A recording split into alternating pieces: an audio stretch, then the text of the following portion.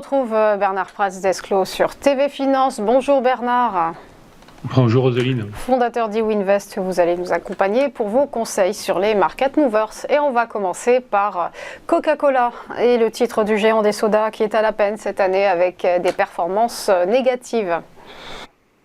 Exactement, et même là je vous ai mis donc des données hebdomadaires sur le graphique, chose que je fais relativement rarement, mais c'est intéressant parce que la valeur est en train de travailler des niveaux qui sont cruciaux. Et je vais essayer de vous expliquer tout ça. En fait, on est sur une valeur qui avait fait pratiquement x2 depuis la crise du Covid. Donc, elle avait clôturé autour des 32-33 dollars au cours du mois de mars 2021. Puis elle était montée à 64, pratiquement 65 dollars en mars-avril 2022. Et depuis cette période, en fait, elle évolue dans un trading range qui est compris, donc le trading range, je vous rappelle, c'est une zone de congestion latérale. Donc un trading range latéral une zone comprise entre niveau support sur le bas qui est situé sur les 52,8 dollars et sur le haut légèrement sous les 65 dollars. Et là où c'est très intéressant, c'est qu'en plus, on a ce bas autour des 52,8-53 dollars qui correspond au sommet réalisé par la valeur juste avant la chute du Covid. Donc on voit bien que là, on est sur un niveau, puisqu'évidemment, la semaine dernière, la valeur est venue s'attaquer à ce niveau support des 53 dollars. On voit bien qu'on est là sur un niveau clé. Et comme dirait l'autre, tant que ça tient, ça tient. Mais si jamais ça venait à céder, c'est là où ça va devenir très intéressant. Donc, si ça tient, on va être positif. Surveillons ce qui se passe sur la valeur. Et si dans les prochaines journées, le niveau tenait et qu'on avait un rebond haussier, un retour des volumes, ça serait très intéressant pour jouer un retour sur le haut de ce trading range en direction des 64.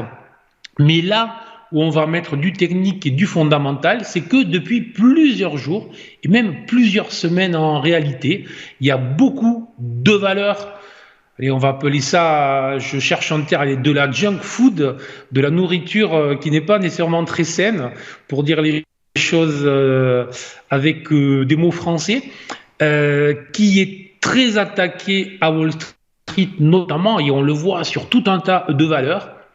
Et c'est en raison, bien évidemment, de ce qui se passe avec Novo Nordisk, le fameux laboratoire danois, qui propose des médicaments pour maigrir et dont aux États-Unis, vous comprenez bien que ça vient impacter toutes les valeurs qui vendent du sucre, qui vendent du gras, donc qui vendent de la junk food aux Américains.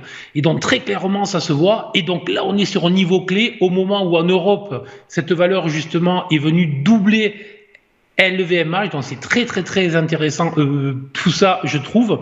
Donc surveillez ce niveau clé. En cas de clôture sous les 52,8, sous les 52 par sécurité, la valeur Coca-Cola déclencherait une configuration de retournement très classique que l'on retrouve, que tous ceux qui s'intéressent à la bourse connaissent, qui est une formation en double sommet, double top en anglais, et qui pourrait propulser le titre sous les 39 dollars 50, autrement dit une baisse de plus de 13 dollars à venir en potentiel sur le titre en cas de clôture sous les 52. Mais tant que ça tient, ça tient. Mais attention, les Européens sont à l'attaque avec leurs médicaments. Donc surveillez vraiment ce titre pour les prochaines journées et pour les prochaines semaines.